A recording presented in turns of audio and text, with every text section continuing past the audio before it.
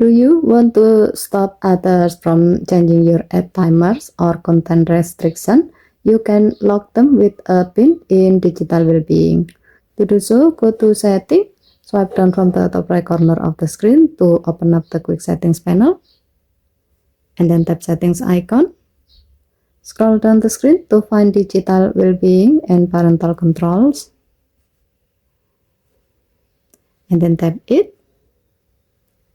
In the top right corner, tap the three dots, then select Settings. Now turn on Set PIN. Enter a PIN with at least 4 digits. Then tap Continue. Re-enter the same PIN to confirm. Then tap OK.